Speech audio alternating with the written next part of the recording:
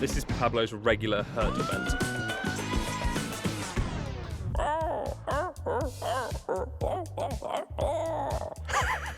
And then that's the shooting and then connecting, which is one of my favorite sounds in the game. This is kind of how we do all the ambience. Hello, welcome to another FMOD deep dive. Today we're talking to Damion Sheppard about his work on Grapple Dogs Cosmic Canines. The game is a sequel and a critically acclaimed 2D action platformer with some really fun mechanics which required some equally fun and creative sound design. Damion is the director of iGameAudio, a company specializing in audio services for indie games, and alongside his colleagues on this project, created some really fascinating workflows and some really inspiring implementation. Speaking of implementation, if you are currently learning about game audio implementation and FMOD in particular, then my course FMOD Challenges is the perfect place for you to learn. It's a one-of-a-kind course with a series of challenges that you can undertake, reflecting real-life scenarios on paid projects, things that myself and my colleague Valentine at Double Jump Audio have experienced working on games. If you're interested in finding out more, then I have put a link to the explainer page in the description below this video. That being said, we're going to dive straight into the chat with Damion, speaking first about what it means to implement 100% of the audio on a game. Hi, Damion. Hello. How's it going? Good, thank you. How are you? I'm very well, sir. Thank you for joining me for a deep dive. I wanted to start by asking a little bit about your workflow and iGameAudio, because you mentioned that you did 100% of the audio programming on Grapple Dog, and I'm wondering, well, for people out there who are wondering, is that often the case when working with developers, that your workflow goes to that extent? Yes, I've always lent into the technical side, almost since the very beginning. I quickly kind of realized that's what I enjoyed the most, and that's where I spend most of my time. So we end up working on projects where that's kind of required, just because it just works out like that, I guess. That's the kind of things we seek out naturally, I suppose. And I always suggest that we come on board and do the hookup and the technical side as well, because then we can see the whole pipeline, right? We're there at the beginning of the chain and the end of the chain, right? We can see how it works code-wise. We can play with the mix. We can do all sorts of stuff in between. It gives us more control, and yeah, we get to take real ownership over the audio, I guess. And to be clear, I didn't do 100% of the audio programming for Grapple Dogs, because Alessandro helped us with the custom FMOD plugin. Right. Yeah. Let's talk about that, because that's interesting. I guess not everybody knows that you can put custom plugins in FMOD. I guess the first question is why? What did this plugin do, and why did you do it, basically? Oh, so this it's not an FMOD plugin. It's an integration for GameMaker Studio, so that we can use FMOD with GameMaker Studio. Right. Because GameMaker Studio doesn't or didn't have an official FMOD integration. There is one now that's in beta, I believe, which I've not used. I've looked at it, but don't know much about it. So it didn't exist, so we had to build our own. Or rather, I found Alessandro, who'd already basically built most of it, and then I hired him to finish that and to bring it on board, and then he kind of maintained it throughout development and added things, upgraded it when we needed to update FMOD, which always happens, it's inevitable, and all this stuff. And he did all of the kind of deeper audio engine plugin stuff, whereas I did all of the gameplay audio programming, if that makes sense. All of the more typical I'm just setting parameters in code and placing the events in the script to actually play sounds and so on like that. Yeah, that's cool. So I mean, because I guess a lot of people, if they were faced with that challenge, maybe they would think, okay, I guess I can't use FMOD because there's no plugin for it, so I guess I have to do everything in engine. But I guess you still saw the benefit of having middleware, and you're like, nope, I'm going to find a way to figure it out. Yeah, basically. Because it feels like a brick wall at first. Like, oh no, we can't use this tool that we've kind of invested so much time in learning, and we've built a whole workflow and kind of our own systems and tools and methods around it. So it's a shame not to kind of bring that into a new project, because that's one of the benefits of audio middleware, right? Is that, or rather, one of the benefits of using one of them is that you get to transfer those skills through different game engines and stuff, which is great, because you're not starting completely from scratch when you go to work in Unreal or whatever it might be. You kind of you can take all those audio fundamentals with you, and then Obviously it's not that simple always, but you get a big head start. Nice. Yeah, absolutely. Also, I'm going to make a shout out to Alessandro and his blog, and his website, which has helped a lot of people. So yeah, he is a hero. He's an absolute champion. He did other stuff on other projects for us and has just killed it every time. Yeah, awesome stuff. So since Grapple Dogs is a sequel, I guess in it maybe there were certain challenges perhaps when, I guess transferring the sounds from the first game. Was that a challenge basically to make it sound familiar yet, new and updated? So the benefit is that we know how the game sounds, right? We know how this world sounds, right? This in a lot of ways, the sequel was traditional in that it wasn't like a 3D reimagining or a whole different genre or something like that. It was more content, another character, more stuff, more abilities, more of the same in some ways. Some obviously lots of cool, new, different stuff, but broadly speaking, it's more of that. So that's a huge plus for us in a lot of ways because we get to bring along a foundation, both like technically and aesthetically, and then build upon that technically and aesthetically, right? We could do cool stuff and focus on and also we get to learn from the mistakes we made on the first one. Like the first one, we ended up not spending a great deal of time on the bosses because just timing just didn't. It wasn't. We ended up kind of, maybe I wouldn't say rushing them, but a lackluster kind of treatment of the boss audio. It was like, oh, that's fine, it will do. It was reasonable in my opinion, obviously. But with this one, I was like, okay, we need to pay more attention to that. So we got to deliberately go, right, bosses are obviously a key thing. Let's start there. And we could, because all the gameplay, a lot of the core gameplay stuff, I'd already done most of the design for. We had it. There's a few new abilities and a new character, obviously, but the basics, jumping and slamming and grappling, it was done. And there was no need to change it. It wasn't really, it would be completely pointless. It was good as it was. But, I mean, challenges, yes, I suppose. One challenge would be, I just duplicated the FMOD project. Done. And then thought, okay, I'll just clean it up, which I did. Give it a tidy up because it ends up a mess. But especially as you come to shipping, right? There's stuff that gets done quickly, and it's like, oh, this needs to be tidied up. So I did that. But I don't think I ever fully pulled out everything that is not used in Grapple Dog 2, Grapple Dogs.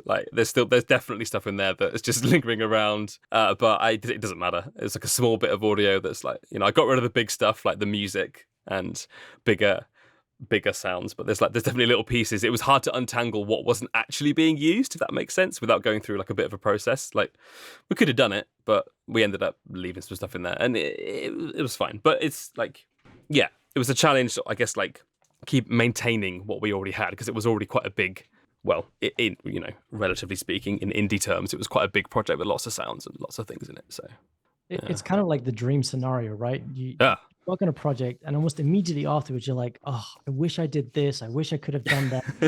And then you had literally the opportunity. No, it's great. It was definitely an absolute dream. An absolute pleasure to be working on a sequel, and we're working on another sequel at the moment as well, which is just awesome to be doing that. So talking a little bit more about iGameAudio, I guess specifically, I know we haven't known each other long, but you should know, Damion, you've quickly become one of my career crushes now as well.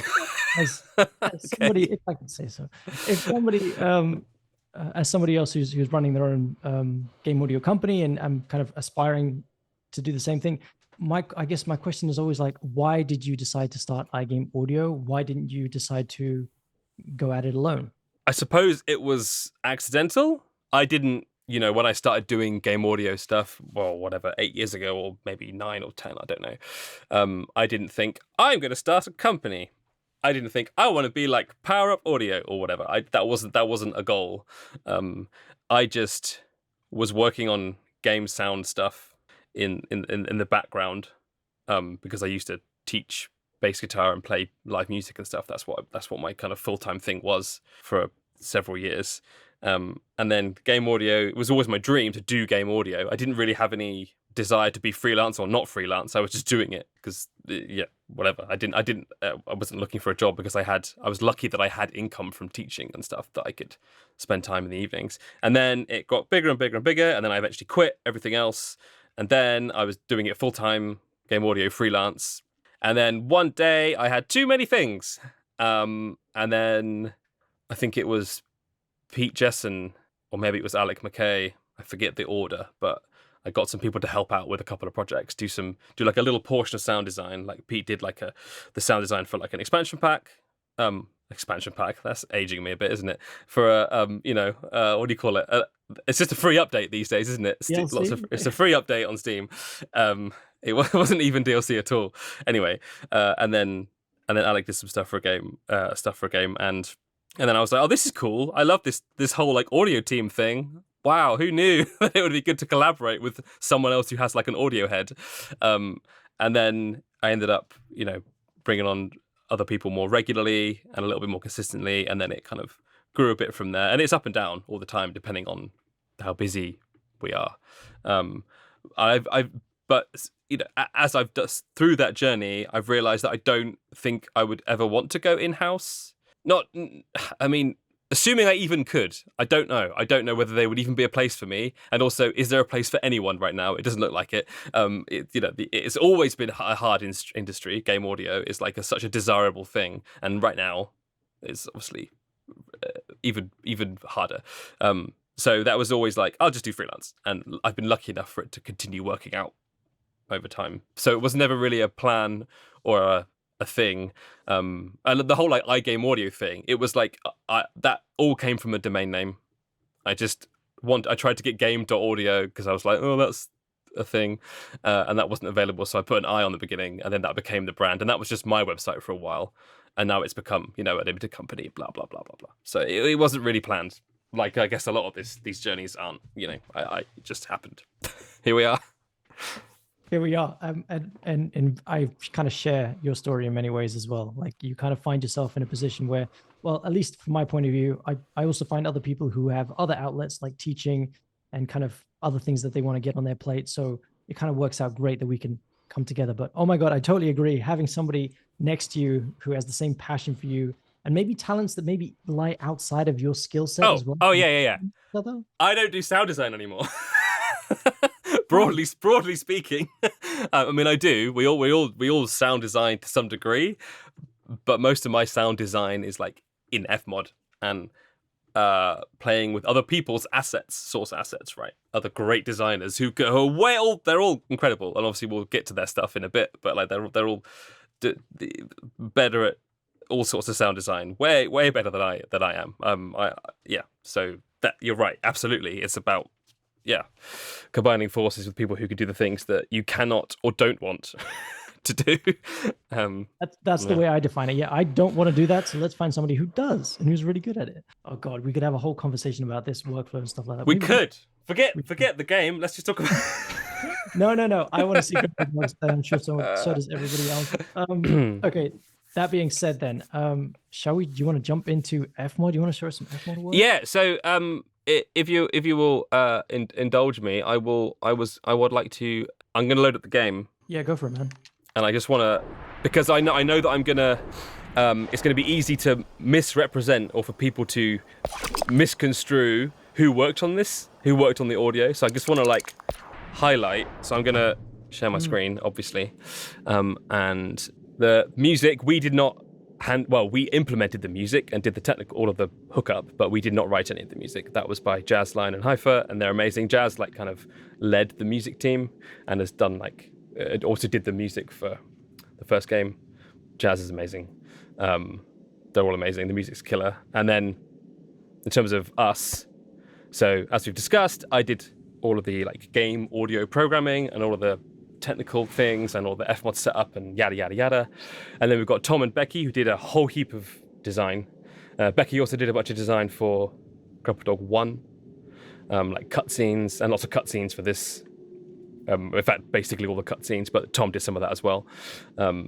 Whole heap of stuff. And then Gina did a voice, at least one voice, definitely Luna's voice, who's the other dog, and then other stuff, and then also some coding stuff, organizing some scripting stuff. And then Alessandro built the plugin, the FMOD Game Maker Studio 2 plugin. And then Tomaz didn't actually work on this game, but he did a bunch of the UI audio for the Grapple Dog 1, which is still in this game. All of it made it pretty much unscathed because it's incredible, and it didn't need to change. So there's a load of his work still in the game. So he's in the credits. Yeah, I just want to. That's the team. Those are the people. I love that. Shout out to all of them for doing. I'm nothing without the people that I work with, and like, sorry, I have to keep moving the credits, keep scrolling, and not that the rest of the team aren't important. I mean, we should point out Joe, who's the like solo developer who did everything else pretty much, except for Jazz, the composer, who also programmed the level editor. Incredible. Anyway, she's amazing. So if I have missed someone, it's because they're not in the credits. So I'll blame Joe for that. No, I'm pretty sure that everyone's covered. Anyway, yes. Let's look at FMOD, shall we? So the first thing that I have written down are the surface impact systems, because I guess that's a big part of the game, right? You're literally, for anybody who doesn't know, you're literally a dog using a grapple gun, traversing this platformer, right? So yes, please tell us about the surface impacts. Yeah, so this is nothing revolutionary in here, but it's probably good to start with something simple-ish. So we have this little multi-sound, which is kind of the bass sort of step sound, which Pablo has and other things have. And this event is kind of referenced by other things. Well, that's going to come up a lot in this. There's lots of event referencing in this whole project. And then if we go look at, say, so that event is referenced in Pablo's main step event, right? And this is just triggered from animations. Step, right? And in here, it's in a multi-sound. But it's the same event twice referenced, except that one of them's pitched down by 2 semitones to give it that like flip-flop kind of da-do, da-do, da-do. Like I find a tone works quite well with this kind of stuff. However, there is also pitch variation baked into the assets, so it's kind of loosey-goosey anyway. But this is a really common pattern for me for this kind of like Foley stuff, or sometimes UI bits, small sounds, like doing this, grabbing a referenced event, putting it in a multi-instrument, and having one of them be a tone down or tone up, or sometimes something a little bit more fancy, like 3 or 4 of them. Because you get all of the variation inside, which is maintained because they're both using the same event, so you never get the same asset repeated, but also you get the pitching alternating as well, which is kind of cool. That's the basic step bit. There's also this surface flavor thing, which is what you're talking about, really. And pretty simple. We can just set a parameter and we get different things. And this is using another referenced event, surface flavor, which is pretty simple approach. This is pretty common, I think, to have a parameter sheet and then a bunch of multi sounds here. Some of them are also referenced events because they're used in other places. We don't need to get into that now, but yeah. A special one is the glass one, because there are these magical blocks that you grapple to. They're the only thing. Well, the blue blocks are the only things that you grapple on, right? It's like a signature thing, but you can also walk on them sometimes. So they have a special sound. They're kind of mystical sort of looking things. There's a whole like vibe with them. So I figured we'd do something OTT like with those. So the cool thing. So the reason it's in a nested event is so it can be shared around. In fact, I'm just going to chuck open the game again, actually, because so let me make sure the music is down. I think it is down. Of course it is down. And then if I go to... UI really is good. Satisfying. Say that again, sorry? The UI really is satisfying. Oh, I mean, lordy. We could talk... Yeah, Tomaz killed it. Really cool stuff. So if I go to...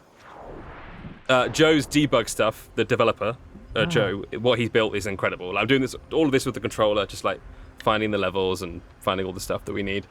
I was gonna say, I've never had this. Oh, this is a dream. I expect nothing less from developers now. I'm like, where's my? I mean, the game has a fully yeah. Well, I'm down. I'm in the weeds already. What I want to do actually is go to test stages. So,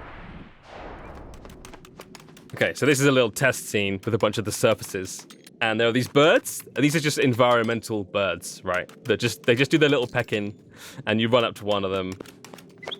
And they fly off, right? But you'll notice that they're making little surface sounds. And there's on the left, that one on the left that's the glass surface type, and you can hear the little kind of thing. And I just love this kind of thing, and it's so easy to do.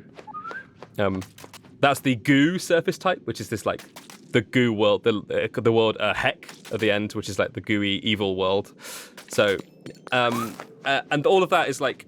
Kind of, once you set up your content event and set up the code so that any sound could be a surface sound by like checking the tile or checking the object that it's on, it's trivial to just, any sound could be a surface sound now.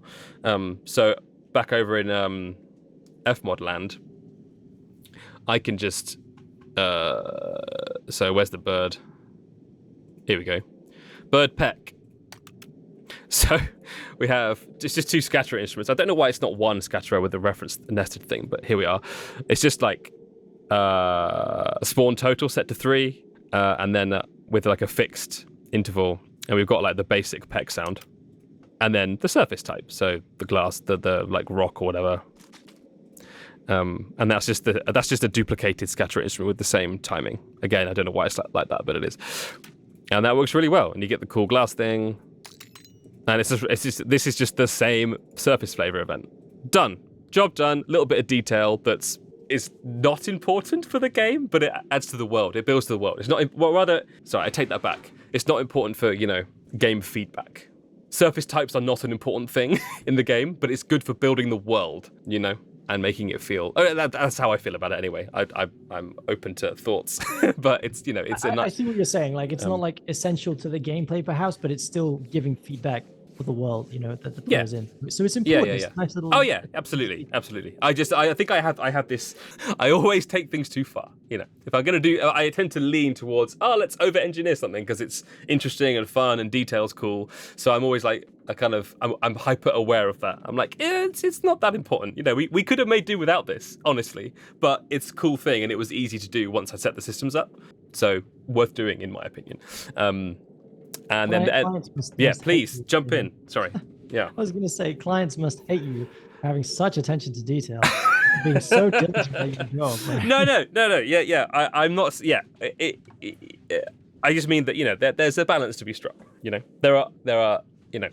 More important areas to look at sometimes, like bosses, for example, which were neglected in the first game. But I don't think they were neglected because I was doing bird pecks. But and then it's around other places like grapple reject. Like if you hit something with your grapple that you can't grapple onto, then it bounces off, and then again. Same thing. And arguably this is a bit of feedback.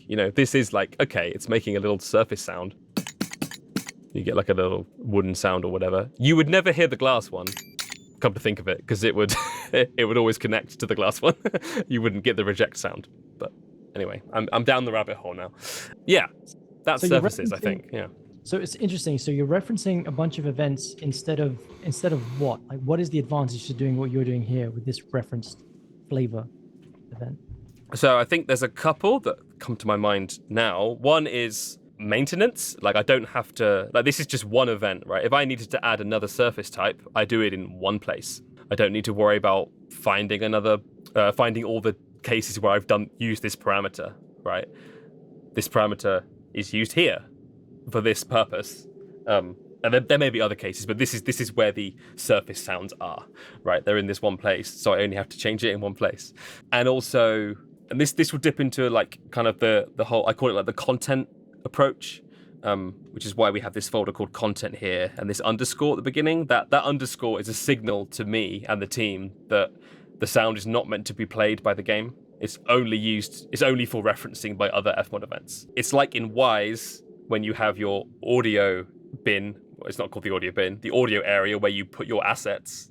and then you've got your events area where and then you reference the audio in the events area, right? They're different things. FMOD doesn't have such an abstraction, except for like, the assets browser, but that's literally just a dump of assets. You can't do anything with that. So I quite like that approach in Wise. So I try to do that here, where you kind of, so if I was to add this event or add two events to two different banks with the same audio content in them, that audio would end up in both banks. Which is a bit silly. Doing it this way ensures that the actual WAV assets or audio assets are only in one bank, because these other events don't have any audio in them. They just reference other events that have audio in them, right? So it doesn't. So it avoids that kind of potential problem, which is not always an issue. It could be if you were doing like long ambience files. Right, beefing up your bank sizes, that could cause a problem, but it's something that FMOD does not optimize away for you.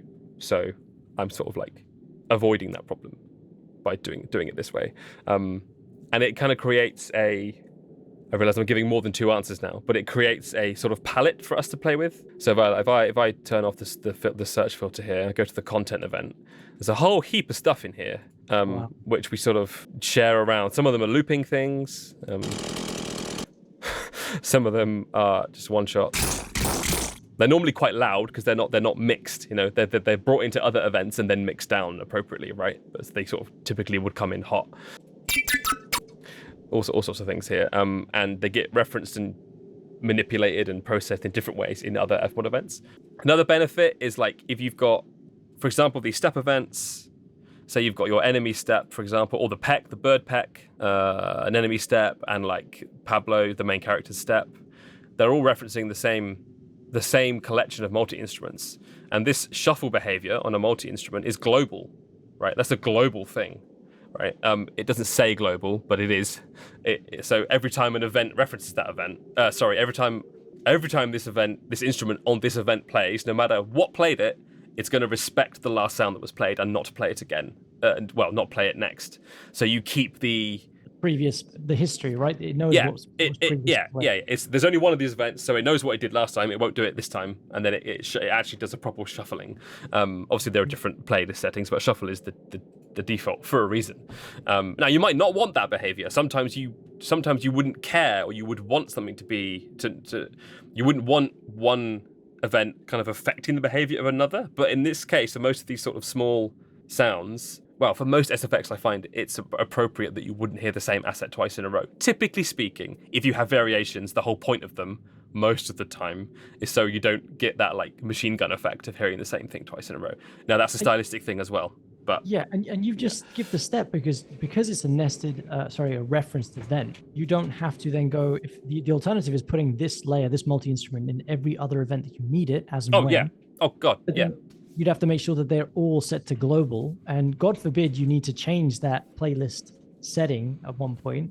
And the events again. Yeah. It's fantastic. Yeah. Again, there's only one place to like, if I wanted to add, if I was like, okay, 5's too many, or I want them all to sound the same now. Done. I've done it now. There's only one glass sound everywhere. Or I could add 10 more if for some reason I realized we needed a whole heap more variation for that thing, and it's just done. Is this something you think of ahead of time? Like, because it just sounds like you have so much foresight to be like, this is what we need, or is this just something you do anyway, and then find out how you do this? Yeah, now, yes. This is like our approach now. Is typically speaking, for most typical sound stuff, the SFX stuff, the UI stuff, not music, that's a different beast. But most of this kind of stuff, we do the content approach. So we have double the number of events that you might normally expect. Like we have, because you'll bring the assets in, put them in a content event, and then make the actual event that's going to be played by the game code. I shouldn't even call it a content event. I should just call it like a piece of content, a palette piece that is then used by an actual FMOD event. And it's kind of become our standard workflow. Some people on the team don't like it as much as me. Some people love it. It has its downsides. It's a little bit more setup initially, but I find that it saves you more time in the long run. Typically speaking, I find myself really bothered that I'm setting up the same multi-instrument again and again in the same way.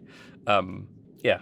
Fantastic. Yeah. No, you're using FMOD, I think, in the way that we should, which is finishing the sound design within middleware, because we can. We don't have to just put in perfectly ready assets, exported perfectly the way they should be out of the DAW and just popped into an event and that's it. I feel like we're missing a bit of a step of creativity, right?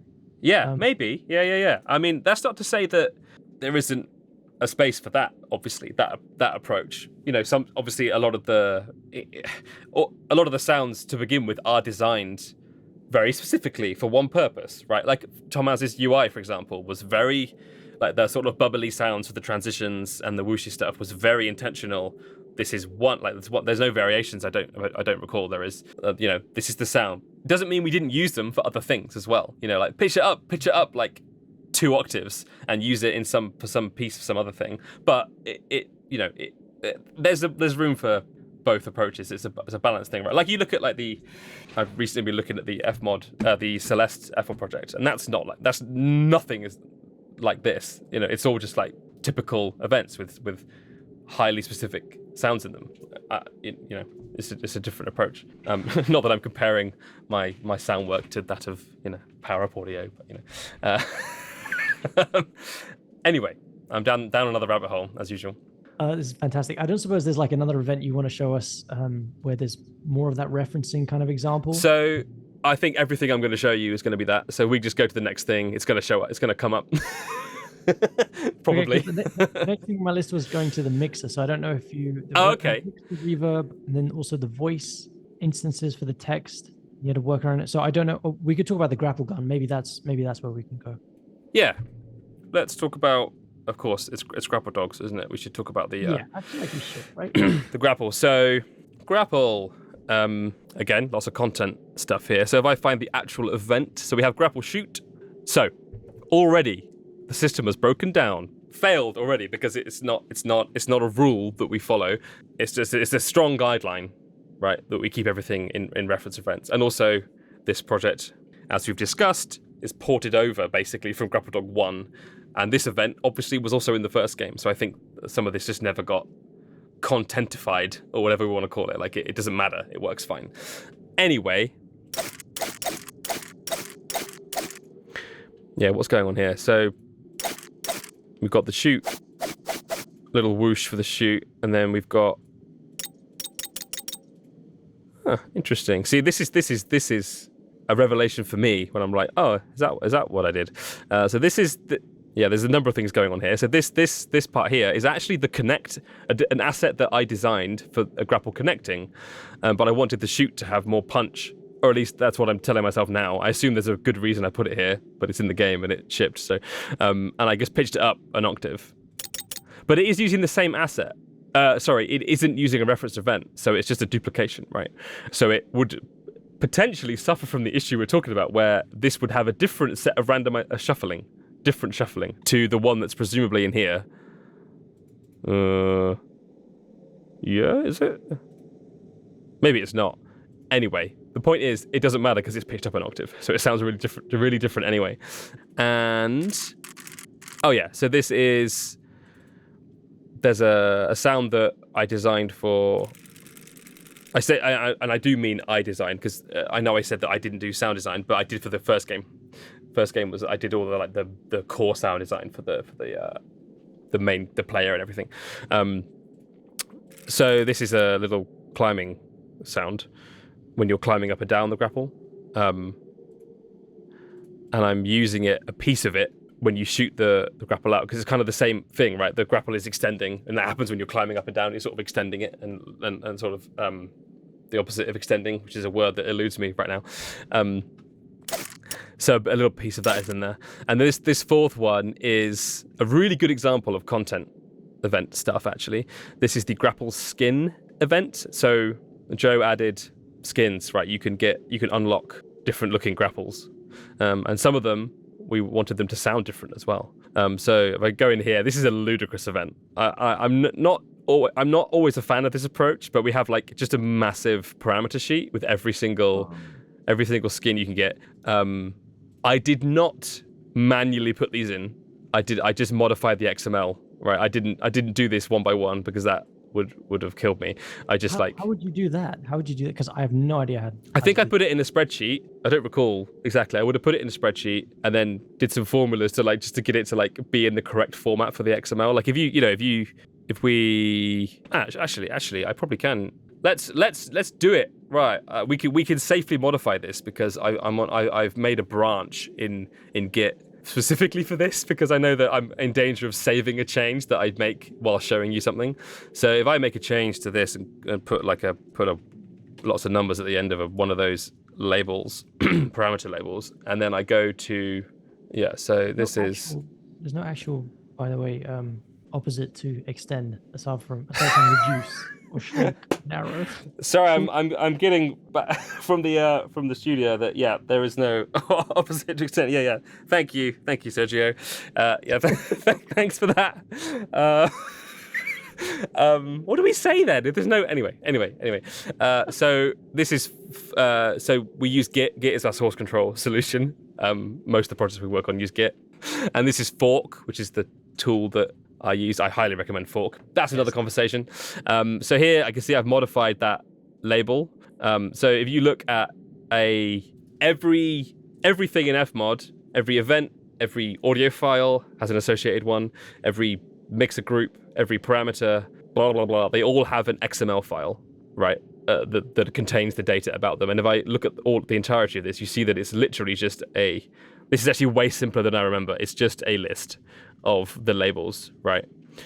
So this, as you could imagine, would be quite easy to just modify. Just put, I think I just because I just copied the list that already existed in the game code. There's obviously a list somewhere in the game code, and I was a big old enum or something, and I just went copy, and then because we didn't have to do this. It could have just been numbers 0, 1, 2, 3, 4, 5 up to whatever number it is, right?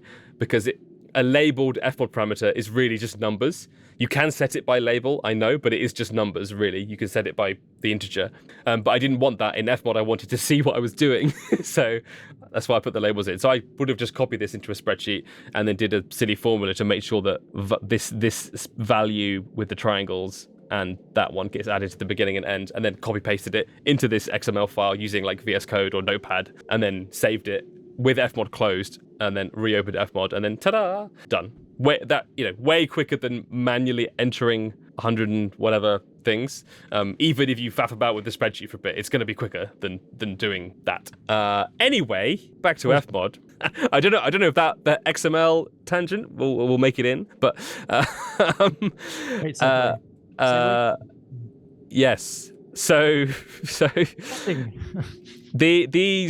this was quite arguably, and in terms of feedback, critical game feedback, arguably an unimportant thing. It's flavor. It's a cool thing to have a different sound when you get your new skin, right? That's cool. So only a few of them we actually designed fresh sounds for, which I think were the instruments, which I think Becky did. Apologies, everyone on the team, if I got that wrong, but I'm pretty sure Becky did the guitar. Yeah, so when you shoot the grapple with the guitar skin, it makes a silly sound. It's a trumpet, and then a violin. It's wacky. But all of the rest of them, banjo as well. All of the rest of them are just other events from the game that I just grabbed. There's a monkey symbol, and we have monkey speech, which is like this. We'll maybe get to vocals later, maybe, but I guess referenced it in here and then pitched it up a bit. And when you fire the grapple, it does the monkey sound. Some other ones, there's a few of these are enemies. Like Chomper is an enemy. It has there's a little sound there. So I just did that. I just brought it in. You get the idea, right? We're just taking things. A lot of them are obviously things that already exist in the game, like an enemy or a boss or some collectible or something. And for the ones that were easy, I just went, I'll just grab it from the content events that we've already set up. And it was so easy to do that. And some of them were references to the old game, which was great. We already have all the old game's audio in here. So null? Yeah, null. Yeah, I used some of the Grapple Dog 1, Null's a character, by the way, the robot. I used some of their audio from the first game. And then, so it was super kind of, like I said before, it's trivial to do that. Once you've got it available, boop, done. And a lot of fun, very playful kind of designed to do this kind of thing. As you can see, most of them don't have a sound. Most of them are like, oh, it's pink now. And I wasn't in a position to like be doing that, to be worrying about what that might sound like. I could have gone through. Some of them definitely could have been, had some more care, but there were more important things to be worrying about than the 100 and however many, 140 grapple, 141 probably grapple skins there are. Wicked. Yeah, that's the grapple, and then that's the shooting, and then connecting, which is one of my favorite sounds, I think, in the game. It's just really like, obviously it contains lots of the glassy elements from the glass footstep, because it's the kind of, all these particles come off and you see that little sprinkliness. I'm using the approach that we took with the footsteps as well, where we have this referenced event here, which is very sparkly and kind of shimmery. It's very tonal. It has a ba-da-da-da. There is a clear note there. There's some noise-based stuff as well, but there's a clear tonal element. But this is cool, but I was like, that's not fun enough. And also has the potential to be a bit annoying, hearing the same pitch again for something so tonal that's so frequent in the game. Again, that's also a stylistic choice. It might be fine in another context. So I just take that reference event, and I have 3 this time, and this one is the same referenced event, 2 semitones higher, and this one is the same again, 4 semitones higher, which is da da da, which is a major scale, the first 3 notes of a major scale, and then you get. It's just more fun. It's the whole thing, and it's kind of cool. And then there's a debris layer as well. I do this a lot. This is the thing I do very frequently, where we'll have like a looping texture. In this case, it's 2 loops for variation purposes. But then the way it's actually used is as like a one shot, where we've got like a little bit of fade in and a little bit of release.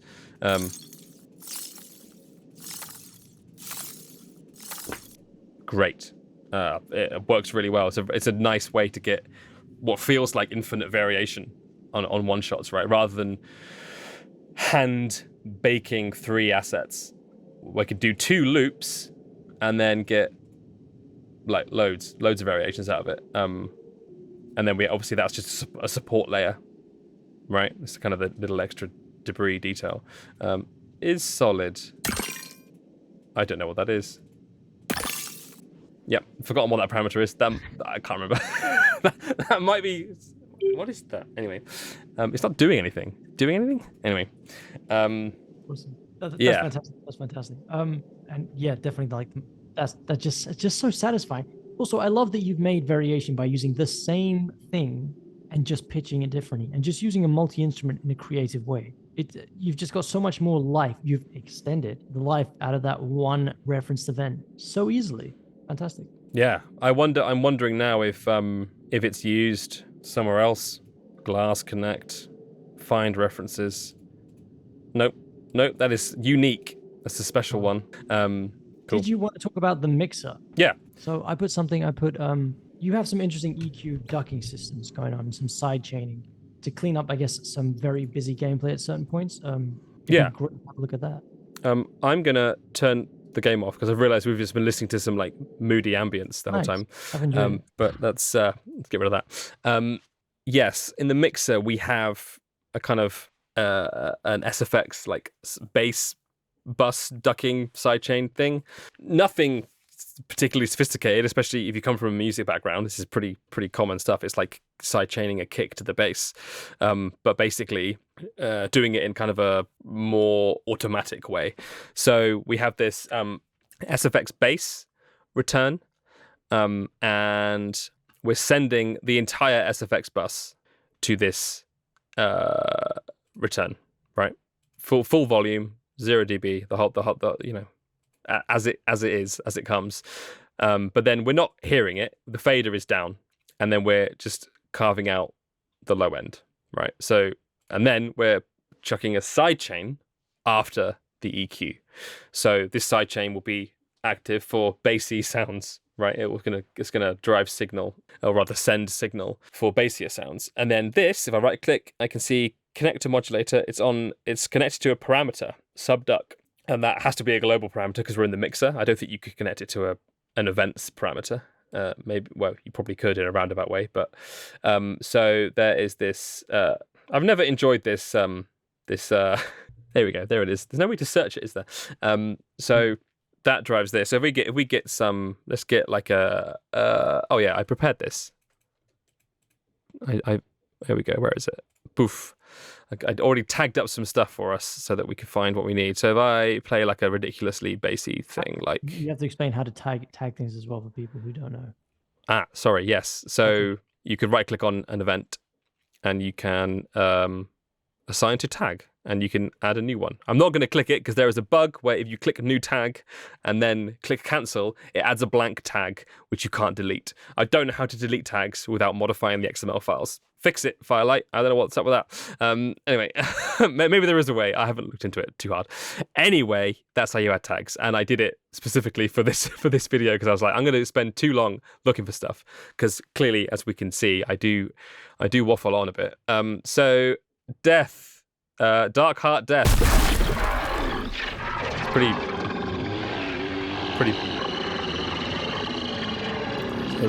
We can see the bass coming through there.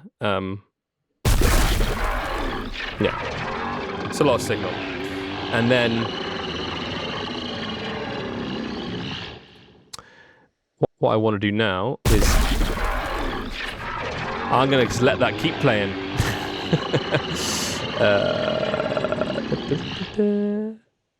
There is a... Oh, sorry, I'm obviously looking in the wrong place. It's late in the day. I was looking on the SFX bus. Obviously, I'm not ducking SFX with the SFX bus. That would be... I don't know what that would be. So there's a EQ here, which has a... well, let's get it playing again. So this is the AMB bus. It also works on the BGM bus. So if I get some music playing...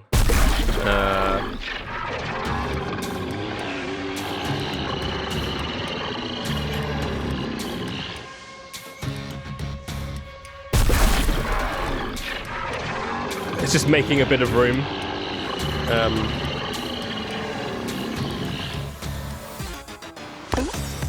Same for this sound, which is like this is a very, very, very frequent player sound, which is still pretty subby, right? And it just like kills the bass in the music, like. But it's. I mean, as far as I can tell, pretty transparent. You can't really tell.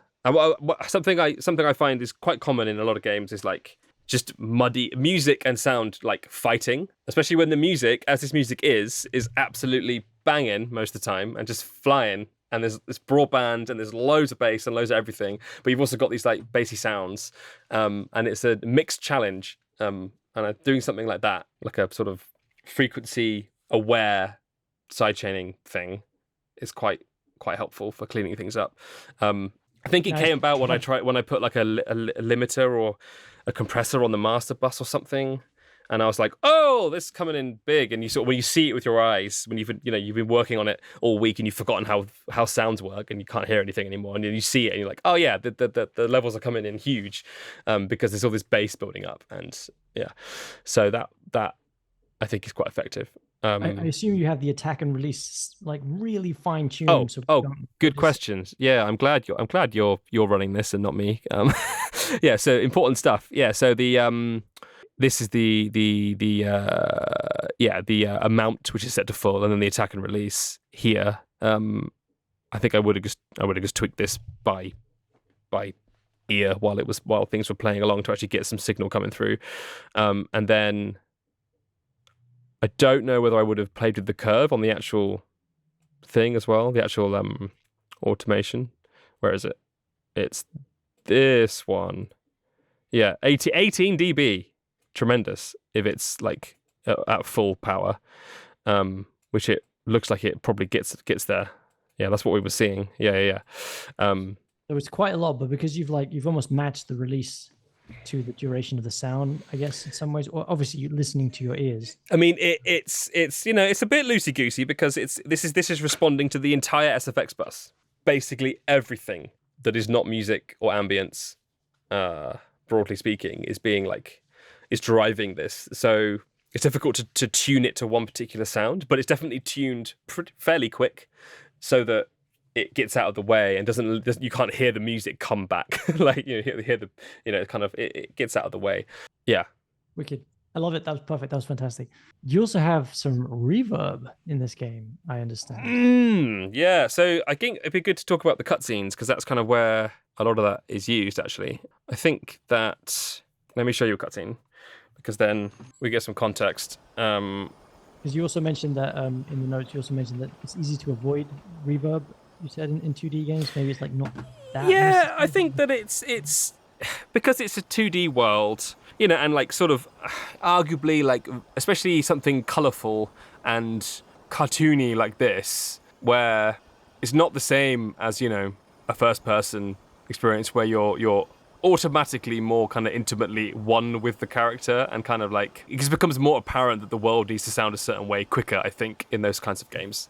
Whereas like a 2D thing, it's easy to let it slip because it's no one's expecting it, right? Yeah, maybe it's no one's expecting it. I'm not sure. I mean, the quality of game audio these days is tremendous, and it's everywhere anyway. So like it's just one of those things that's easy to not bother with because it's fine without it. Like I think again, referencing Celeste, it comes up a lot because it's obviously such a good sounding game. But I'm pretty sure I've heard Kevin say that they didn't bother with like. I think there's a bit of reverb in a couple of bits where they were like, it's fine. Like they could have done different reverbs for different levels, but they didn't. And that game is like, known for incredible audio. Like it's not necessarily, it's not too much of a thing.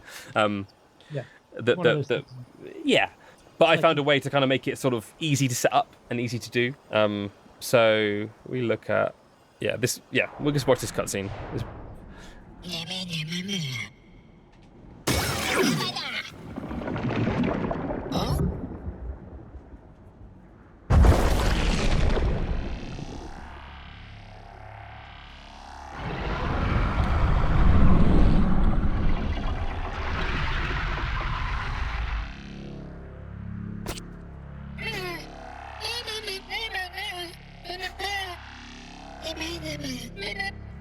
That's Tom, by the way.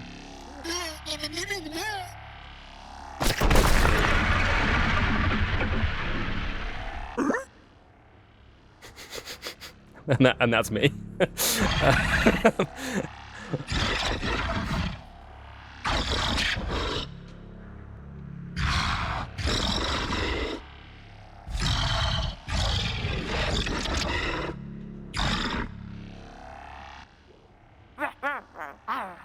And that's Gina.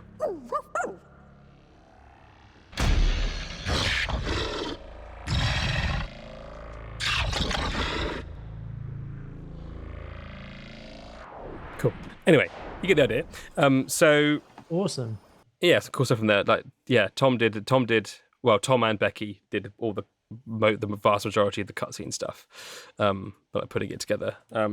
I guess I'll talk about the cutscenes a bit to sort of get us to the reverb stuff, if that's okay. I think that's like a good way of getting there. This is the ambient event for that cutscene. Don't worry too much about the parameters yet, but basically there's a referenced event called space_cave, and I go in here. It's setting a global parameter, setting two of them actually. It's setting one, which is saying, "Could you turn on the reverb, please?" Basically, and another one which is setting the type. The type being none, cave, or void. There is a reason we have like both. Maybe we won't get to it, but this is kind of how we do all the ambience for the whole thing. So if I go to, for example, the one of the regular like ambiences for like, I don't know, the city. So space none, which is just setting this space parameter to 0, just making sure the space is turned off. And doesn't we don't have any reverb when we're outside in the city. We could have done a delay thing or whatever and done some. We didn't. There's just no reverb there. And then something like, is it Beyond? Yeah, Beyond sounds a little bit like a cave. It's got a kind of mystical vibe to it. So we went for the cave reverb for that one. And then something like, this one has the void reverb. The reason we're doing it with like command instruments in FMOD with global parameters is because it was tricky to get it driven from game code in a way that would allow me to do things like, change the reverb halfway through a cutscene or something like that. I could have set up a system for that, but it was, we were down the rabbit hole in systems by this point.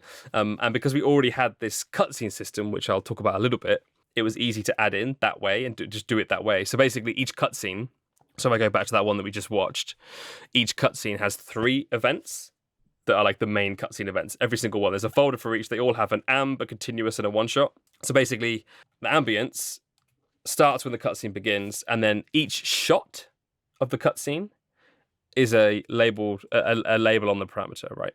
Again, these are just numbers, but we give them names so we know what they are. And the reason I did it this way is because that's how it worked in the game code.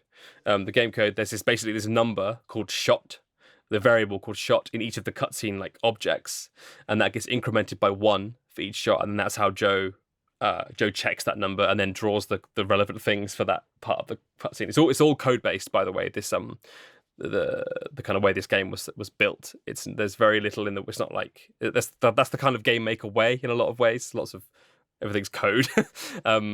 And so I mean, so the camera changes, moves angle, and moves to another character. It's moving this label parameter like 1 step over. Yeah. Sorry, go on. No, please. Right, I was just gonna say because it's over a different like nested event, then it plays what's in those events, right? Yeah. Perfect. Yeah. So the ambient one, for example, because it would be what I wanted was for it to be easy to set up like perspective shifts. So we just do it on a parameter sheet like this. So for example, like the wind is changing volume for each shot. Like if you're on a close up or something, or far away, you might get more wind or something like that. It's abrupt because it's just like boom straight away. As I understand it, FMOD 2.03 or whatever has like smoothed. Yeah, you know what I'm talking about. I was gonna say if only there was sidechain. What's it called? I think it's this seek speed. Yeah. So that's in the new one, isn't it? You can do it in FMOD 2. You just have to do it via a parameter. I didn't do that. It was because you have to set up one for each thing. It's just a bit of a nightmare. Like you could make it smooth by driving the volume with a parameter that you control using the parameter sheet, and it's like okay, yeah, fine, but it wasn't that important. It didn't sound bad, and then we have different like layers here that come in and out. Yeah, like when the big boss shows up and it gets a bit all dark and foreboding, we're using the heck ambience basically, which also has space cave in it. I realized that's doesn't matter in this case. This was the quick option. Just drag the ambience in. Done. It was fine. And maybe a silly question, but to like play devil's advocate. Please, why would you do this instead of like baking in a linear file, which is just timed to the cutscene? Because the dialogue. So when we're watching the dialogue, I was forwarding that dialogue. There is no linear cutscene, or rather, that's one reason. So it's not linear for a start. Like every conversation bubble is user advanced. So you could be on a shot for any number of time if it has dialogue in it. And 2, it's very easy for Joe to change the timing of a shot and say, this is now a second longer. And it's, like I said, it's not a video file. It's all code driven. It's all like looping through going through an update loop, setting the position of some sprites, and then switch to the next shot and doing different things and displaying different stuff. So there is no video to like sync to.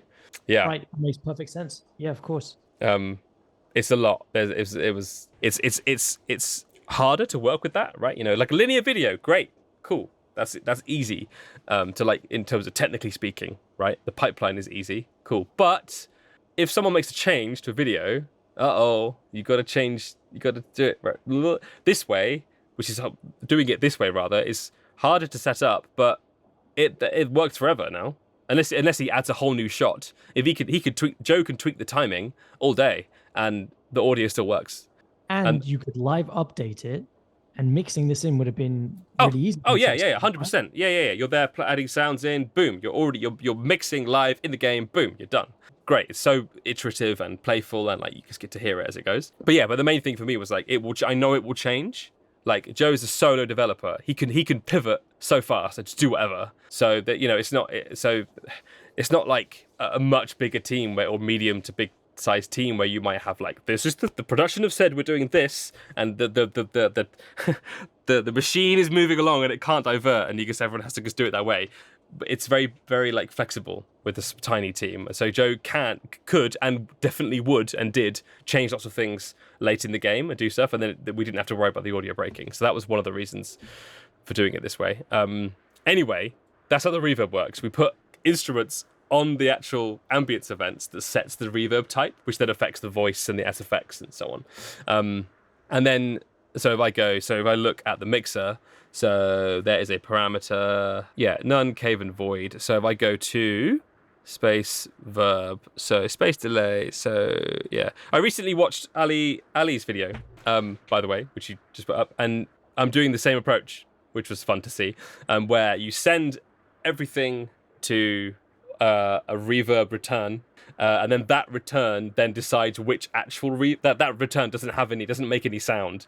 It just, because the gain is down at the end, right? And then it just sends the correct the signal to the correct reverb that you want based on in this case based on a global parameter. So if I look here, we've got, it's quite simple because we only have like two reverbs basically. So we have cave and void, and if it's on cave, then we send full signal to the cave verb. If it's on void, we send full signal to the void verb.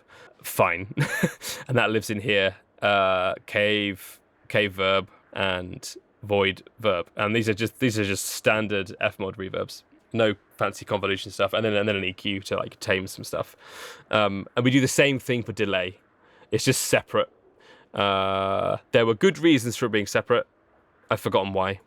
Oh, I just wanted the control over like reverb versus delay. Yeah. And then back to the cutscenes, the three events. We have the ambient one. We have one shots, which is, again, it looks the same, but this event is triggered and a new event is created and played every time the shot changes. So it's for things that happen once at the beginning of a shot, which was quite common. Most shots start with a sound, and obviously most of these are like reference events. We could change the timing inside and delay things if we wanted to by going inside and delaying it that way. And also this was the quickest way for me to do a bunch of code that I just had to keep. I guess I had to do a few lines of code to each cutscene script, because each cutscene is a separate script, right? A few lines, broadly speaking, that were basically the same, and then we get all of this power.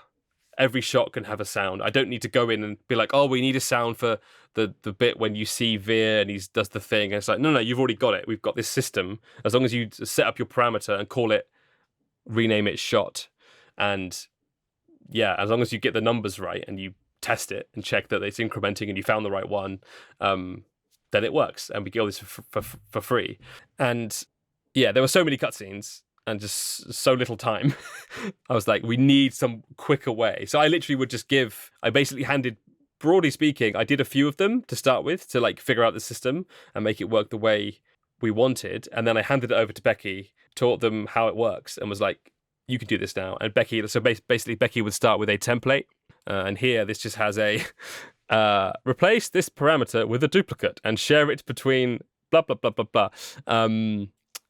Yeah. And then it has like a space thing to remind you to put by default it would turn off the reverb, but you could change that. I don't know why it's got wind in. I think that's just an example. And then the same for one shot and continuous one shot has like just tones. It would go just play like every time the shot changed so you knew what a shot was, because it wasn't immediately apparent from playing the game what counts as a shot. So you just test it with live update or whatever and just be like, oh, that's shot 0, 1, 2, 3. And then, yeah. So they would have to go in here, duplicate this folder, because the only way to have two parameters with the same name in FMOD is to put them in a different folder. And then you can have two parameters with the same name, which means the game doesn't care. The game just sets the shot parameter on whatever the cutscene event is that you've configured, and it doesn't matter. So the game, that's what I mean. It's like, it's it's set up and forget, broadly speaking, right? So the game code just says, oh, I forgot the FMOD event. I'm going to do set parameter. The name is shot, and then set the shot integer 0, 1, 2, 3 for each shot. And then it means that we can not worry about having to do more code, because more code equals more bugs. So the less code, the better, generally speaking.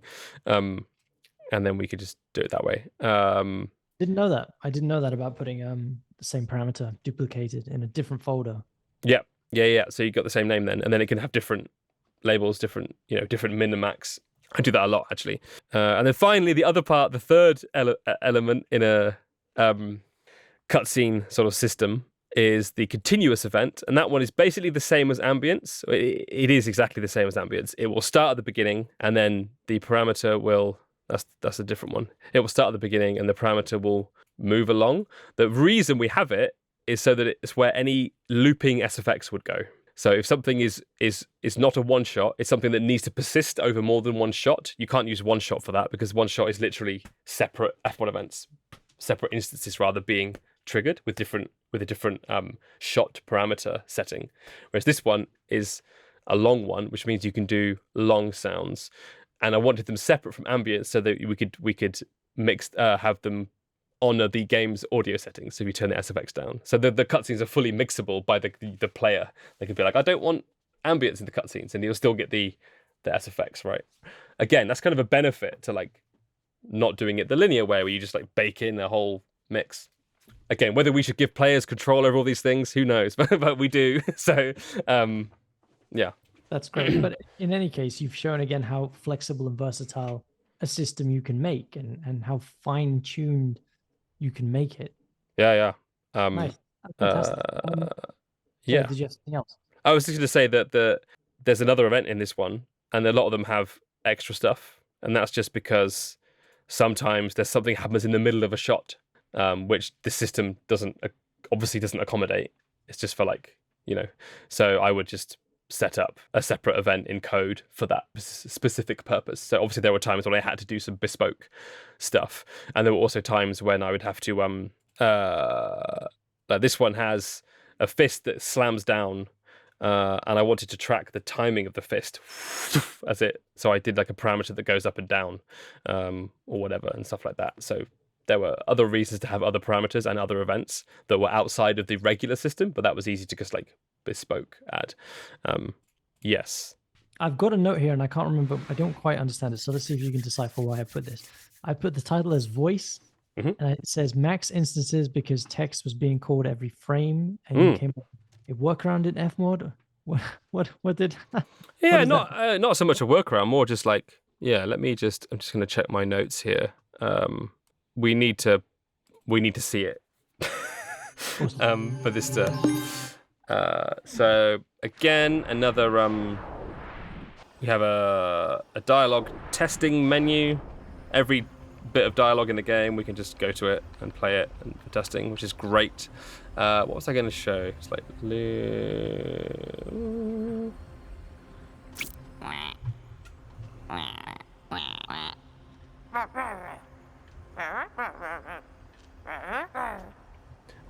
wait, that one. So that's an example of how it might be, and there was like, is it this one? Yeah, so the way it works is the FMOD event, which is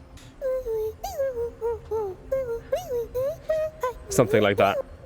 The way the code worked, and this was a kind of a legacy thing from the first game, the way the code worked was it wasn't easy to get, and this was true for all of the code, and just the way that it was set up, and the kind of way that GameMaker encourages code to be in that framework, maybe a bit. That's debatable. Anyway, the way that it works, it wasn't easy for me to get like an event out to be like, oh, play. Or it wasn't easy for me to get like a start and stop event, like start playing a loop, stop playing a loop. It was tricky, finicky code-wise, and I was like, oh, okay, fine. And then I think I accidentally had it playing a one-shot every frame, like every update loop, it would just play a one-shot. And I was like, oh, whoopsie. And then I just set max instances to 1 and stealing to none. and then it basically would sound like this. Right? Because every time it tries to play the event, if one's already playing, if one of these is already playing, it doesn't let it play. But as soon as it stops, it lets the next one come through. So you just get like what sounds like a looping multi-instrument just doing its thing. It's not. It's just going, but playing. And it actually sounds a bit different in game. It's a bit quicker. Like FMODs, the way that FMOD, when you're doing this like loop playback in FMOD, that's not a game feature. That's just an FMOD studio thing. And it's actually a bit slower. In the game, it's a bit quicker. It stitches them together like a bit tighter. The alternative, of course, will be doing this, right? Putting a looping region there and making it over the front, right? So it just triggers the multi over and over. No, what I wanted was to do this. Sorry. Right, I clicked the loop button. Right. So that would be the alternative. But I could, at the time, it wasn't easy for me to be like, I want an event to start and stop. Also, if you make an event start and stop, it's not that simple, because if you stop an event, it stops in the middle of a sound. You can hear it popping almost there, right? You could fade it out, but then that doesn't sound very natural for a voice. I wanted to play that clip out to its end, to its natural end. So to do that, you have to set up a parameter that then on stop it leaves the loop and exits. Do you know what I mean? So like it's actually a bit of a pain to set up like that kind of thing. So that was the simple dumb approach was just let it play as quick as it could possibly. Well, 60 times a second I think is how many times it's going to play, but most of them don't get heard. So explain again, because I think I've missed that. So max instances set to 1. Yeah. Because you have nested events. Again, what is causing it to loop on its own? No, nothing to do with nested events. That's kind of irrelevant. This could very well just be a single sound with an asset in it. Doesn't matter. What's happening is the sound plays. Let's slow it down. Oh no, that's no good. The sound plays. Let me turn off FMOD's like audition looping for a second. The sound plays. As soon as it starts, the sound plays once, and then on the next frame, the game tries to play it again. But the FMOD engine will not let it play again because I've said it cannot be stolen from itself by setting stealing to 1, and there could only be one of them that exists. So it will be going. The playhead will be going through here effectively, and FMOD's the game engine is like play another one, and it won't actually let that happen until it gets to here. Oh no, sorry, no. Let me correct that. It won't let it happen until the event has stopped, which is actually this is quite a small instrument, short instrument deliberately, because it waits for the audio to actually stop, to end before FMOD says, oh, this event has actually stopped. And then the game code, the next one will be let through. So it sounds like a looping event because it's just playing it as fast as it can, but only letting one sound at a time with no stealing. Right. Okay. So because the code is calling in a sound, an event, every word, right? Or every syllable? It's every character, I think. It's just constant. Right. Yeah. Every character. So the alternative would have been going in and saying, don't call it on this character, call it on that character, which would have been a nightmare. Yeah, obviously. or even the simple alternative is like play a looping event when the dialogue starts scrolling and stop it when the dialogue stops. And that nowadays I could probably just program that. That's quite simple. But at the time, this was our first Game Maker project. And I needed a quick solution, and I accidentally stumbled across this, so I didn't do that approach. And also what I mentioned about the looping in FMOD is actually a pain. Sorry, carry on. No, that's it. Perfect. That's all I wanted to clarify. Wicked. Yeah. So sorry, go on. It was just another really simple workaround you found. Yeah. And it doesn't sync very well. It doesn't look like it's not syncing with the open mouth, but it was fine. However, for this game, I added a sort of configuration where I can decide that some characters actually only play a sound. They're actually animation driven instead of text scrolling driven. So it plays a sound whenever they open their mouth, which is why the crow and the frog, they're very like rhythmic. That's actually animation driven rather than this kind of more looser, just play sounds as quick as you can whilst the text is scrolling. So there's an option for that. And it just suited the character better for the frog. Like the frog is like... I'm sort of manually doing it there in time, but it just fit better with the frog's like kind of sarcastic vibe, the sort of the vibe of the frog. It fit better, and the crow. Wicked. Yeah, and these. So each typically there are 3 sets of sounds for each thing, and they're different lengths more or less, or different emphasis. Like when basically I recorded for Tony, which this is me incredibly, but pitched up a bit obviously, and Can you pitch it back down so we can hear the original? Probably. I don't know how. What would it be? Is that close to me? Maybe. I mean, obviously there would have been other nonsense going on in Ableton Live or whatever. So who knows?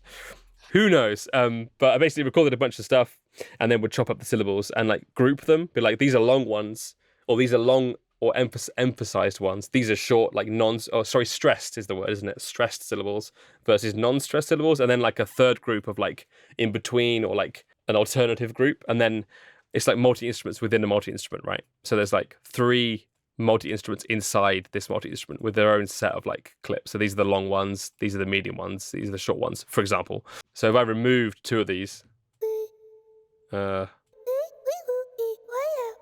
that's all the long ones. And if I remove like a different set, those are all the shorter ones, and the other one is probably, I don't know. Yeah, you can hear that there's a different.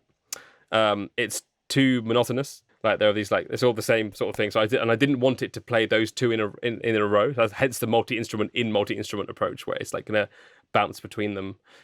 But within each one, there's other further variation. You get that. It's great. It's super effective as well. Yeah, I like Tony's voice the best, I think, actually, and the professor's quite cool.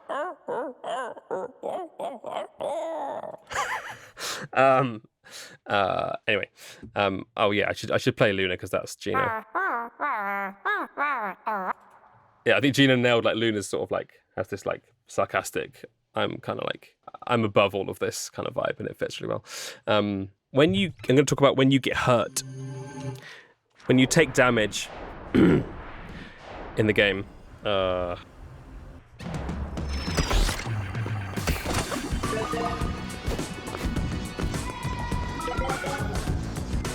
So listen to the music, I guess, and let's kind of solo the music.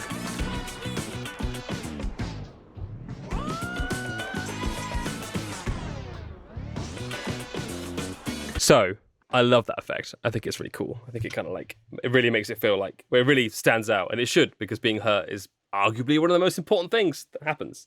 It's signaling that you might die soon if you keep jumping into the spikes. And the way that works is, well, I recorded a profiler actually. Here's one I made earlier. Did I? I hope I did. I even tagged it. Did I? Is this going to work? Yes. Okay. So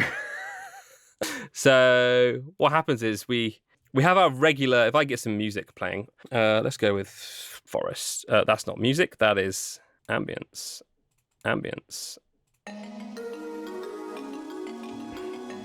And then let's get hurt.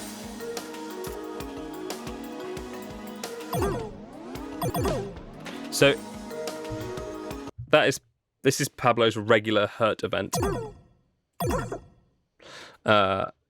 And we're not going to get into this stuff. That's the sounds that it makes. But we have these 2 snapshots that are here. One of them is called player hurt pitch. One of them is called player hurt volume. If I look here, basically it comes in over half a second and then releases, right? It's just using attack and release to ramp in and out of the snapshot. And then slightly different settings for the hurt volume. That's why there are 2 snapshots. Otherwise I could do it. I could do pitch and volume with the same snapshot, right? But I wanted different timing. So if I go to player hurt pitch, basically, because this is maybe one of the things that is not immediately obvious, but you can pitch buses, right, in FMOD, which on the face of it sounds impossible. What does that mean? How can you possibly change the pitch? But all it's really doing is taking all of the events that are currently running through that bus and then pitching the master control, basically. So we have a pitch -18 here. So it's just, it pitches it down by -18. It's also doing an EQ by the looks of it. Oh, no, it's not. That's not scoped in. Sorry. Because it looks visible, it looks like it's scoped in. It's not. So it's dropping the pitch. And then we have player hurt volume, which is dropping the volume and doing some EQ scooping, shelving there. And it's pretty cool. I think it works really well. So that's when you get hurt regularly by like an enemy or whatever. It just does this. Right, and it gives you this little... So the music gets like knocked a bit, right? But if you jump into the spikes, it's a bit longer. You get hurt, and then the camera has to pan back to where you were and respawn you. And sometimes it's like it could be half a level. Because it spawns you back to where you last were on safe ground. So you could get thing, and it takes a long time. So we have a different event for that. And here's the profiler session. You can ignore that first bit there. That's obviously So basically, you jump in, and a different event is played called Hurt Pump Up. Hurt Pump Up, and that has a similar thing. It's got the same sort of hurt sound, which, by the way, is just the death sound pitched up. It works. It's fine. And then there is this parameter here called Hurt Pump Up. I don't know why I call it Pump Up. I guess it's to pump up the player to get going again, I guess. And so we have the same two snapshots, but we're automating the intensity of the snapshot. And automating the intensity, well, the same thing is happening on the hurt event using the envelope, but this is using automation, right? So as you intensify the pitch snapshot, it's going to take it from 0 to -18 smoothly, right? And if you look at so you get hurt. Oh, the music's restarting because I'm in simulate mode, I think. I don't know. It's hard. Sometimes the profiler is not. Weirdly, that sounds nothing like it does here. Hang on.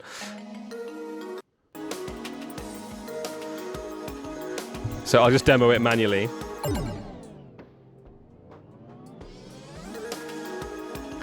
And then and then the respawn event is played, which is weirdly... Oh, there it is. Yeah, the respawn event will play. Again, I saw it in Ali's video. It's hard to demo things manually in FMOD without the game driving them. Really hard to okay, now I'll play another event, and we're not gonna get into the sandbox. What's it called? Sandbox? Yeah. I don't use the sandbox that much, actually. So this allows it to be a variable time, because it could be any amount of time before you get hurt and then you respawn. So it can do something to get really slow, like boo, and then you respawn as the music comes in. And that was a lot of fun. I don't know. Does that make sense? Yeah, that's brilliant. Right. And you've actually just given me an idea for a game that I'm currently on. Sick. I don't quite like the pitch, the slowdown that I've got at the moment. And clearly what I need to do is separate it into two snapshots. Yeah. One for volume.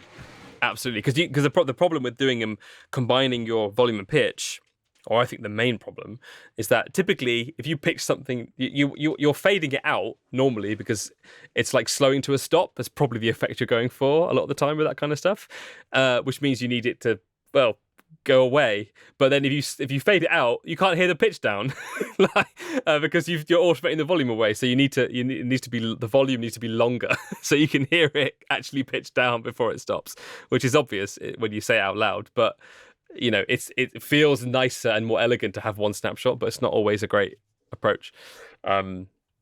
Yes.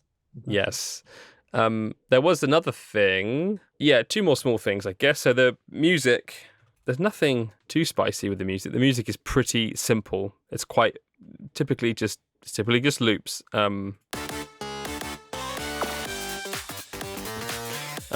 This just loops nicely.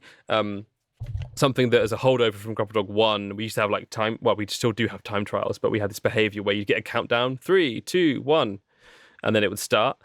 So I had this system where if it's in time trial mode, so typically, right, you get the little level intro and then the song will just start.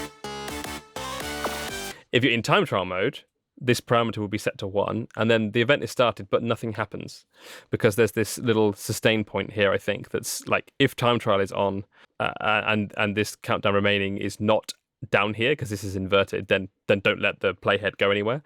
And then, as the numbers appearing on screen, I'm driving from the game code the seconds counting down. So you'd get...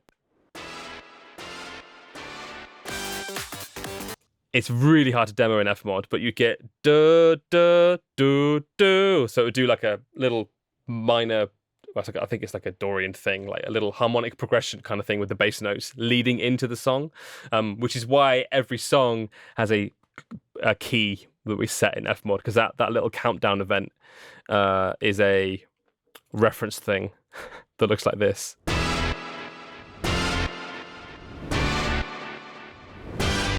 But I wanted it to work in any key because it's meant to lead into the key of the song. Sometimes it's not the key. Sometimes it's more like the particular chord at the beginning of the song. Doesn't really matter. Like I called it key because it made the most sense. And that accounts for just the key, not just the key, but also the tempo. And you've added a little like riser build up before each like countdown. Yes. So that will like, if I just play it like this. Yeah, it's like it's just a whoosh, right? It's not a loop, so it's not perfect system, but it accommodates most speeds.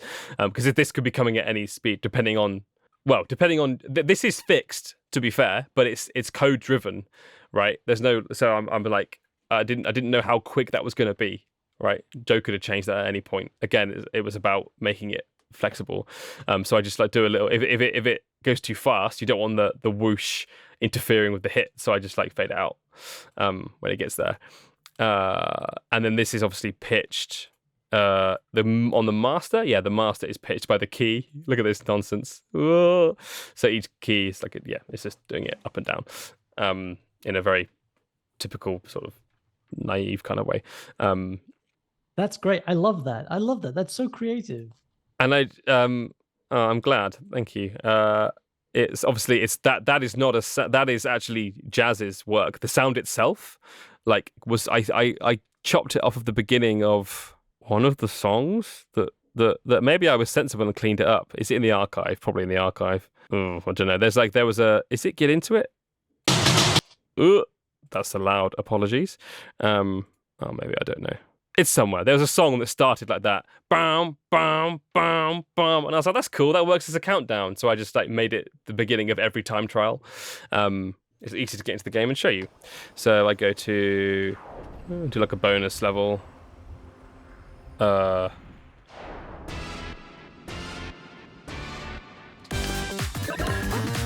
You get the idea. There was also we had the duck band. So there's a secret duck in, I don't think it's every level. Is it every level? No, it can't be every level. It's like one in each world, maybe. There are secret ducks, secret duck band. Spoilers, you find them like hidden behind a secret wall or something in hard to reach areas of the level. And so we got some music playing. So the music will play in a level, and then the duck music will also play, but from the position of the ducks. Right, so it's silent if they're far away, and then if the music is playing, as you get closer,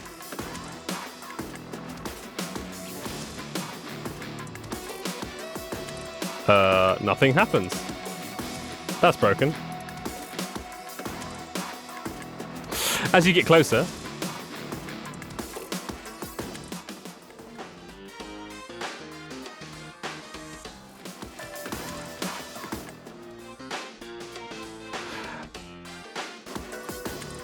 so it's like a nice little reward for finding the duck band. And if you saw them, it would make more sense. They're like playing, they're a band playing actual music, right, and bopping along. I even got them synced to the beat using FMOD callbacks.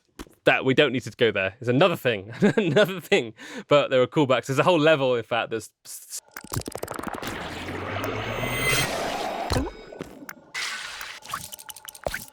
I don't know why it's forgotten.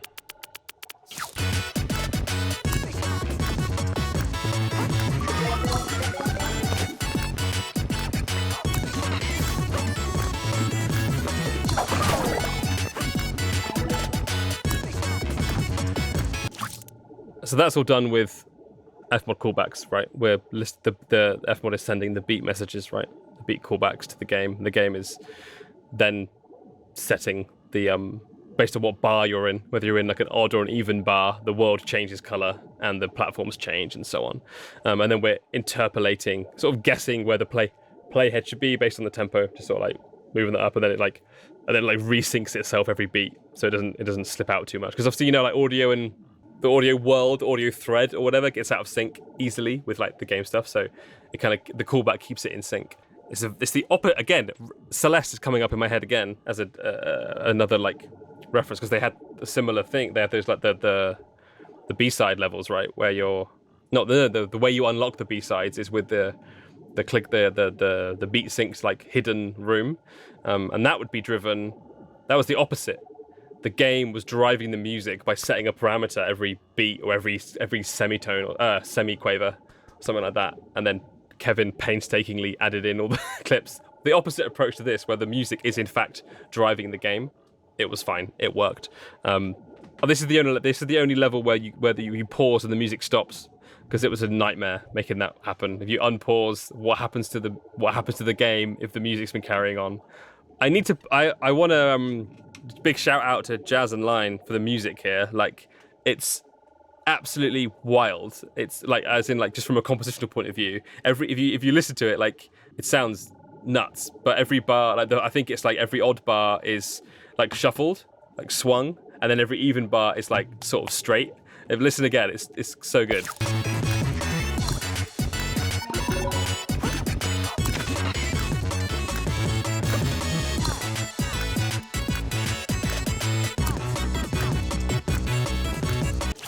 It's great, so cool. I was like, what?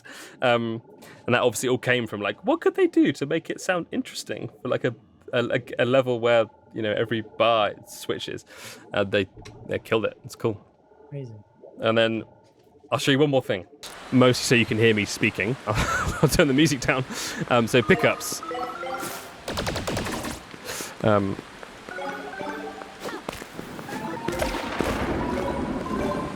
They're always going up, right?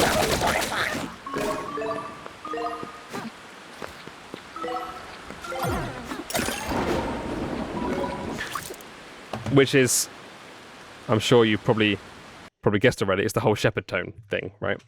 Where, you know, you have as the high pitch fades out, the low pitch fades in, and it's an octave below, broadly speaking, and then it gives this illusion of it forever rising.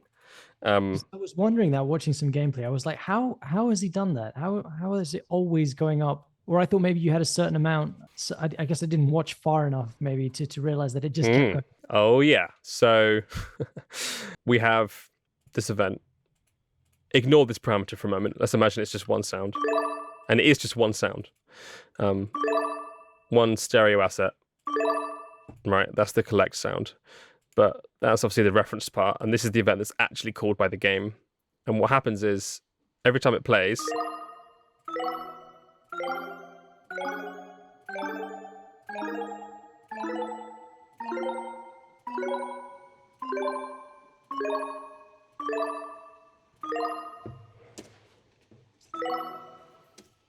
so good, so good. You can kind of, you know, you can hear it when you know what's going on. It's like, oh yeah, okay, you sort of hear the low one sneaking in again. But in gameplay, when you get like a few in a row, it's like twisting your brain. I'm just like, wait, what? No, I've heard this before.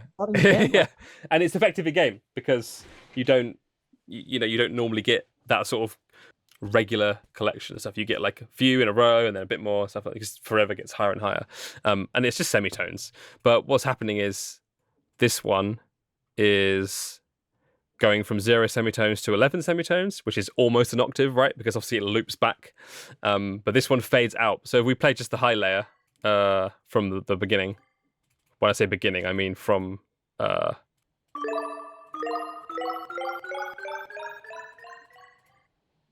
it's completely silent by the end. And the low layer is the opposite. And it's an octave lower. So it starts off silent.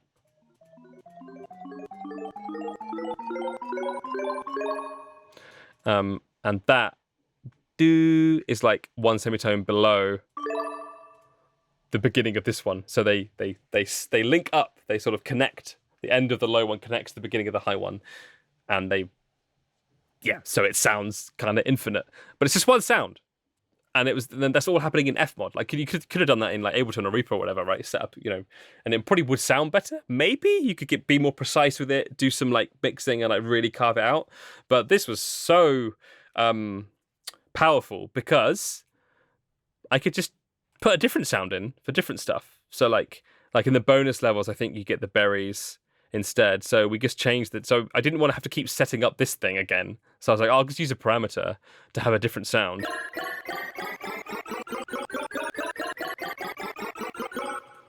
Great. Or like gems. Gems is a weird one because you only get them like 3 per level or 5 per level or something. But it still works. It's the same principle.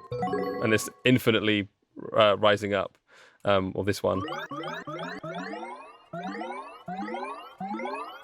Yeah. So easy to do once you set up the event. It's like, I'll just use a reference event and we can switch the asset. And the way, yeah. My favorite part of these interviews, Damion, is the fact that I get to steal ideas, and I'm definitely stealing with ideas. Take it all. But the way it works is command instruments, right? Because the game doesn't care. The game is playing the event, and what happens is we just play, for example. Well, I guess it doesn't. They're on these 2 tracks, but that's completely arbitrary. Oh, we ducked the music. Huh? Do a little duck. Little music duck. Anyway, so you forget all the things you do. So this one is the parameter incrementer. So it's incrementing this collect cycle by 1 delta value. Add 1 to what it currently is, right? And every time this event plays, it adds 1. Oh, I'll go back to the fruit. It adds 1. The problem with that is that if you add 1 to it, that's going to affect the sound right now. Right, you'll hear it pitch up quickly, or it would affect it right from the beginning. So you have another parameter that parameter automates. So we have collect cycle, and we have collect cycle, which doesn't have automation. Sorry, and then collect cycle held, which is being automated by collect cycle. Just it's being automated. It's being mapped 1-to-1. Like 1 is 1, 2 is 2, 12 is 12. Right, it's just a straight line mapping. But this one is a held parameter, and held parameters cannot change once an event has started playing. So the event starts playing, and the held parameter is the one that changes the sound, the one that we're actually using. Right, so the held parameter cannot change once the event has started, but the command instrument changes the non-held parameter, which sends a message to the held parameter, hey, you need to change now, but it won't change until you play the next thing. And just to clarify, held parameter is us going into edit parameter and telling it to hold on playback, correct? Correct. Hold value during playback. And also collect cycle, the one that the command instrument is changing is a global parameter. It has to be.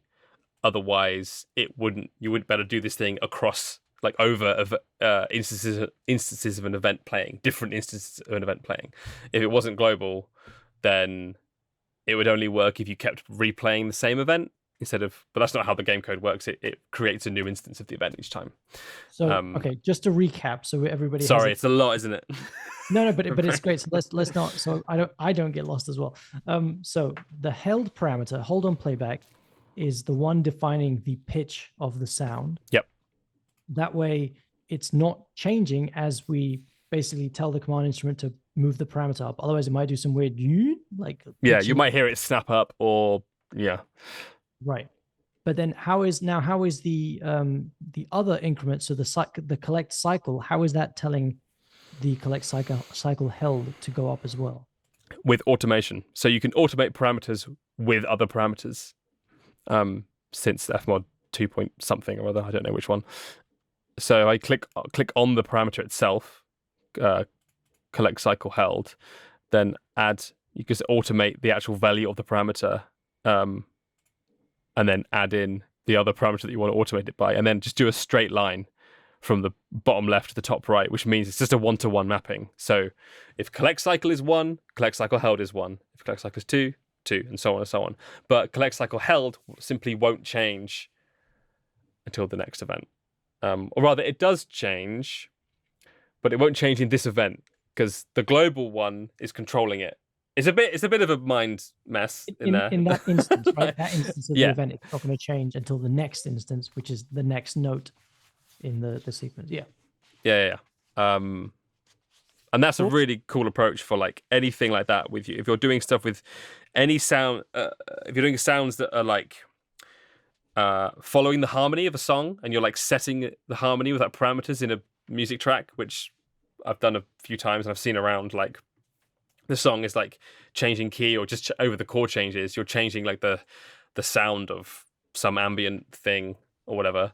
Then the tricky approach is like, oh, I'll have like a transition region or a transition thing that puts it somewhere else that doesn't get affected by pitch or whatever, and it gets a bit messy. Whereas using the held parameter approach means you don't have to worry about any of that nonsense. You can just make it have this sort of barrier that blocks it from doing it until the next time.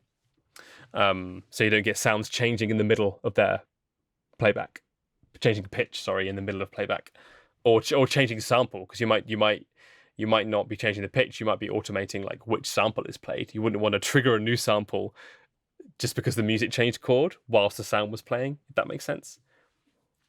I feel like I'm 7 layers deep in my own brain now. I don't know what I'm saying. No, but I understand exactly what you're saying. Yeah, we want the effect, but we don't want it in that instance. Otherwise, we're not getting the Sheppard tone, for instance. In this case, we'd be getting, you'd be affecting in a different. My head is also like spinning a little bit, but I'm so glad you added this in at the end, because it's actually amazing. People are going to really, I found it very useful. Like I said, I'm just glad I have this recorded so I can go back and be like, okay, cool. Yeah. Well, please ask me for any other clarifications on that if I need to reword something or explain it better. No. The first bit that we have, and me asking again, I think is very clear. It's all been very clear, Damion, honestly. Oh, cool. Well, I'm glad. I feel like I speak at 1,000 miles an hour sometimes and forget to explain the things. You actually don't. You've actually got a pretty good way of explaining things. Okay, I'm glad. I hope so. There's also a collected parameter. So if you've already collected a gem, so you collect a gem, right? If the gem is already collected, it becomes a ghost, or at least it did in Grapple Dog 1. It's a cool thing anyway. I don't know whether this made it in. I'm sure it's still the same. Yeah, it is. So if you've collected it, it's a ghostly image, but you can still collect it. It's just you've already collected it before, so it doesn't really matter, but you still want to get something. So I made it I like wobbled the pitch with it. So it's a bit, it's kind of ghostly, right? It's like and that's... How are you wobbling it with? With an LFO on the master pitch, which has a depth, which is automated here by the collected parameter. So 0 automation. 0 wobble, 0 depth normally, and then that. And we're also filtering out the bass and a bit of the top end to like just make it feel smaller, because it's not an important thing anymore, I guess. Epic. Yeah. I just want to end by saying thank you, Damion. This was a wealth of insight and knowledge into Grapple Dogs that I know a lot of people are going to find very useful. I hope so. And no problem. I love like talking about this stuff. It's a really good excuse to like look at something from the past and remember. Like, it's kind of a learning experience for me as well. Like, oh, that's what I did. That's a cool thing. I should do that again. I should remember that thing that I did, or maybe that thing that I shouldn't do again. It's super useful. Thanks for having me. It's an honor to be asked to do something. I wouldn't go that far. I'm sure it's been nice, but no, it's been great. It's been, honestly, it's super cool. And like we said before, I'd be more than happy to deep dive into some other game in the future. Whenever I'll happily make the time for it. I would absolutely love that. Absolutely love that. And that's it. Thank you so much for joining us in this interview. I really, really loved hearing about Damion's workflow, particularly how he used referenced events. It seems to be a pattern that people are using referenced events to create and design sounds within FMOD Studio, and I can see why. Creating these building blocks makes us way more efficient and creative in many different ways. If you have any questions for myself or Damion, please ask them in the comments below. We would both be very, very happy to answer. Aside from that, I will see you in the next Game Audio Deep Dive.